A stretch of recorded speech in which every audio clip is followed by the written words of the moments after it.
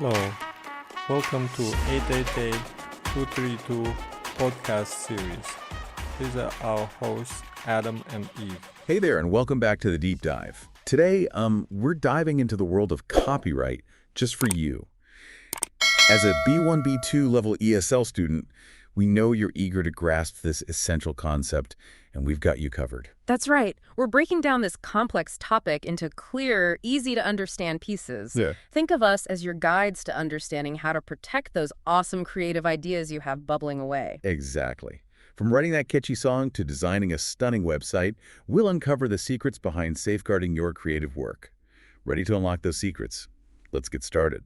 So first things first, what exactly is copyright? Copyright is like a legal shield, protecting the unique way you bring that game to life. The characters, the story, the music, all those elements that make it distinctly yours. Okay, so it's not about owning the general idea of a video game, but rather the specific creative expression of your video game, right? You got it. Think of it this way. Two chefs can use the same ingredients, flour, sugar, eggs, but they'll bake very different cakes, right? Copyright is like protecting those unique recipes, those creative choices that make each cake, or in this case, each video game, stand out. That's a tasty analogy. Now, this distinction between an idea and its expression seems crucial. Are there any famous cases that illustrate this? Absolutely. There's a landmark case, Baker v. Selden, that really brings this home. It involved a new accounting method described in a copyrighted book. Now, you'd think the author would have a monopoly on that method, right? Yeah, it makes sense. They explained it in their book after all. Right.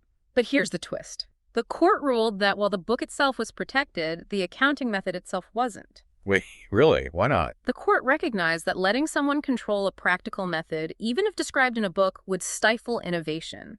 It would be like saying only one chef could ever use a specific cake recipe.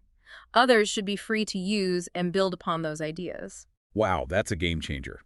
So copyright protects the creative expression, the how-to, not the core idea itself. That's super important for anyone creating something new. Exactly.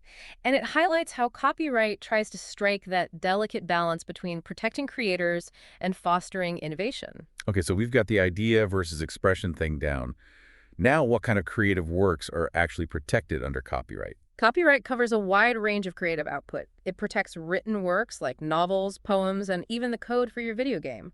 But it goes beyond a written word. It also safeguards things like paintings, music, choreography, and even architectural designs. So whether you're a writer, a musician, a programmer, or an architect, you're covered. But are there any limits to what can be copyrighted? Great question. While copyright covers a lot, it doesn't protect everything. Simple lists of data, for instance, might not be eligible. And this is where it gets really interesting, especially for aspiring entrepreneurs. Did you know that business ideas or models themselves can't be copyrighted? Hold on, I can't copyright my million-dollar business idea. Unfortunately not. But here's the catch. While you can't copyright the idea itself, you might be able to protect how you bring that idea to life. Think logos, marketing materials, or even unique systems you develop for your business. Those elements involve creative expression and could be eligible for copyright protection. Ah, I see. So while the core business concept isn't protected, the creative assets I build around it can be. Exactly. It's about understanding that copyright safeguards creative expression, the tangible forms of your ideas, rather than the abstract ideas themselves. It's all about those tangible expressions of creativity. And speaking of which, let's delve into another key concept in copyright originality. Originality, the cornerstone of copyright. But to be honest, it always sounds a bit intimidating. What makes a creative work original enough for copyright protection? You'd be surprised. Contrary to what some might think, originality in copyright doesn't demand groundbreaking uniqueness. It's not about reinventing the wheel every time. It's more about independent creation and a dash of your own personal flair. So let's say I'm writing a song.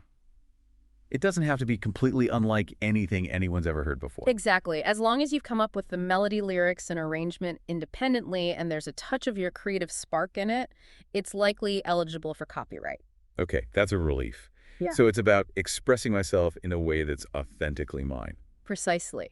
Now here's where it gets a bit tricky. Works made for hire.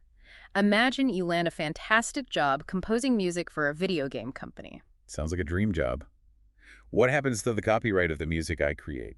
Is it mine or the company's? That's the key question. In work-for-hire situations, the company you work for, not you, is usually considered the author and therefore owns the copyright. It's like they're commissioning a unique soundtrack for their game. Ah, so it's important to be crystal clear about ownership up front, especially in those scenarios. Absolutely.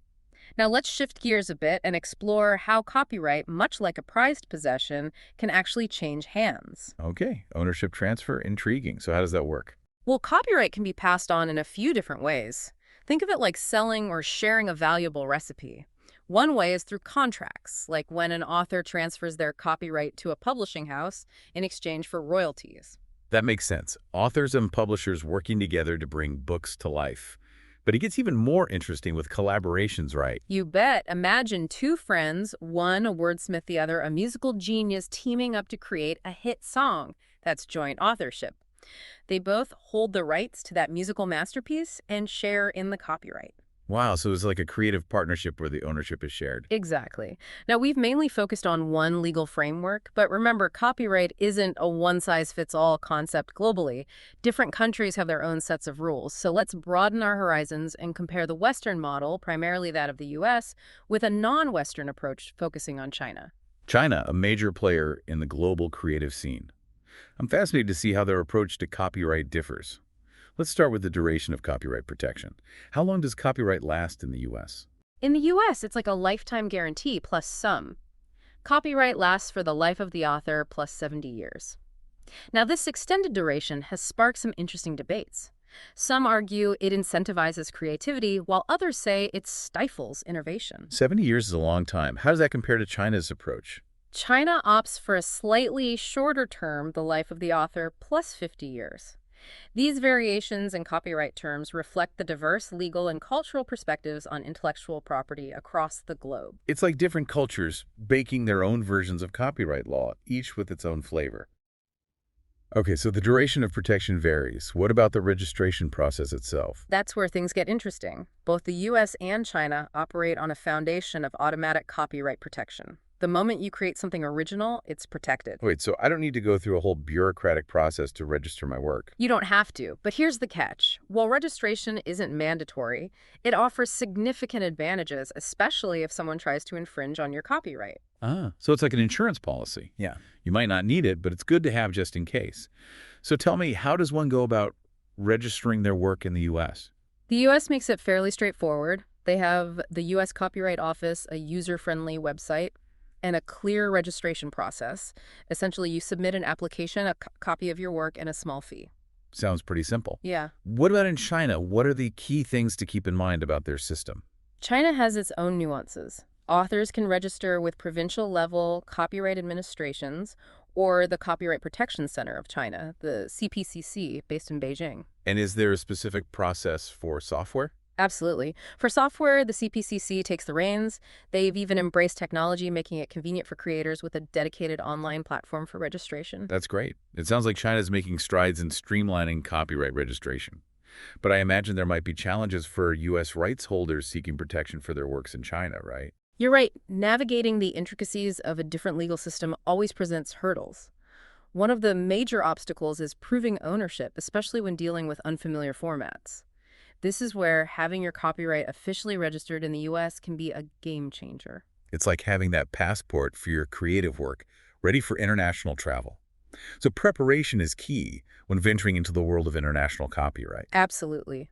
While both the U.S. and China recognize automatic copyright, taking that extra step to register can make all the difference, especially in our increasingly interconnected world. That makes perfect sense. Yeah. Now, we've talked about how long copyright lasts, but what happens when it finally expires? That's where the public domain comes in, right? Tell me more about this land of creative freedom. It certainly does. The public domain is like a treasure chest overflowing with creative works where copyright no longer applies. They're free for anyone to use, adapt, and reimagine. Imagine turning classic novels into graphic novels or using iconic artwork as inspiration for a whole new fashion line. The possibilities are limitless. It sounds like a playground for creativity, fueled by the works of artists and creators from the past. So, how does a work end up in the public domain? Well, as we discussed earlier, copyright protection doesn't last forever. In most cases, it expires after a set period, and then the work enters the public domain. This year, 2024, has been a big year for new editions, with a wave of notable works from 1928 becoming freely available. We're talking literary masterpieces, timeless musical compositions, groundbreaking films, all ripe for exploration and reinterpretation. That's amazing. 1928 was clearly a year bubbling over with creativity. It's fantastic that these works are now part of our shared cultural heritage, free for everyone to enjoy and be inspired by. Exactly. Think of it like this. Every year, new ingredients are added to the recipe book of creativity. This constant influx of works entering the public domain keeps our cultural stew fresh and exciting, allowing each generation to add its own unique flavor to the mix. I love that analogy. It's a beautiful way to describe the evolution of creativity. Now, we've talked about the natural progression of copyright expiration and works entering the public domain.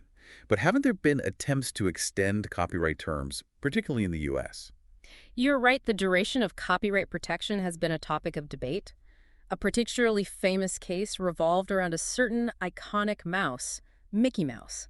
Back in the 1990s, as Mickey's original copyright was nearing its end, Disney understandably wanted to keep their beloved mascot protected. This led to the Copyright Term Extension Act of 1998, often dubbed the Mickey Mouse Protection Act by critics. So it sounds like there's a bit of tension between protecting the interests of creators and ensuring that creative works eventually become available to the public. What are the arguments for and against extending copyright terms? It's a complex issue with valid points on both sides. Supporters of extending copyright argue that longer protections encourage creativity. If creators know they have a longer period to profit from their work, they're more likely to pour their heart and soul into it. Think of it like planting a garden. You're more likely to invest time and effort if you know you'll be enjoying the fruits of your labor for years to come. That makes a lot of sense. You want to reap the rewards of your hard work. Precisely. And there's another argument for extensions preservation. They argue that if a work's copyright expires too soon, there's a risk it might fade into obscurity. Especially in today's digital age, preserving and digitizing older works can be expensive, and extended copyright can provide the incentive to undertake these efforts. So in a way, copyright can act as a guardian of cultural heritage, ensuring that valuable works from the past are preserved for future generations. What about the arguments against extending copyright terms?